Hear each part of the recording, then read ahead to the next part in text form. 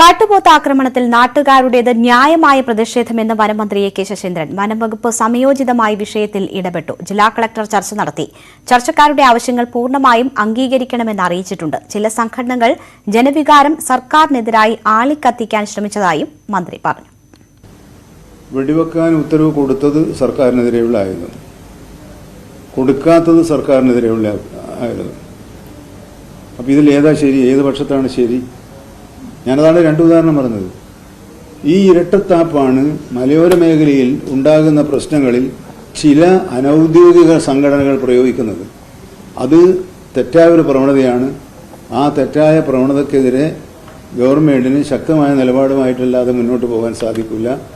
ജനങ്ങൾക്ക് എന്താണോ ആവശ്യം, ആ ആവശ്യം നിർവഹിക്കുന്നതിനും വനമേഖലയിൽ താമസിക്കുന്ന കർഷകർക്ക് അവരുടെ സങ്കടങ്ങൾ പങ്കുവെക്കുന്നതിനും പരിഹാരം കാണുന്നതിനുള്ള നിലപാടാണ് സർക്കാർ സ്വീകരിക്കുക. നമുക്ക് രാഷ്ട്രീയ പാർട്ടികൾ, അംഗീകൃത സംഘടനകൾ സമരം നടത്തുമ്പോഴുള്ളൊരു സമരം എന്താണ്? അവരുടെ നേതാക്കന്മാരെ വിളിച്ച് സംസാരിച്ചാൽ മതി. കളക്ടർക്ക് പോയിട്ട് കളക്ടർ പോകാതെ പിന്നെ ഭയന്നാണ് പോകാതെ. ഞാൻ അവിടെ പോയാൽ ബലപ്രയോഗം നടത്തേണ്ടി വരുമോ സാർ എന്ന് എന്നോട് ചോദിച്ചു. എന്നിട്ടും അവിടെ ചെന്നപ്പോൾ അവരെ വളരെ മോശമായാണ് അവരോട് പെരുമാറിയത്. ഒരു കളക്ടർ ചെന്ന് അവിടെ ഇറങ്ങുമ്പോൾ അവരെ കരാവ് ചെയ്യാനും അവരെ പിടിക്കാനും ഒക്കെ പോകുന്നൊരു ഭയപ്പാട് അവിടെ ഉണ്ടായിരുന്നു.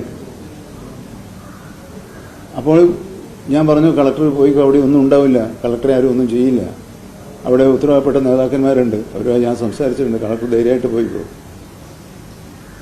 പോയി വന്നിട്ട് അവരെ തിരിച്ചു പറഞ്ഞു, സാർ ഞാൻ അവിടെ നിന്ന് രക്ഷപ്പെട്ടതാണ്, സാറ് പറഞ്ഞുകൊണ്ട് മാത്രമാണ് ഞാൻ പോയത്.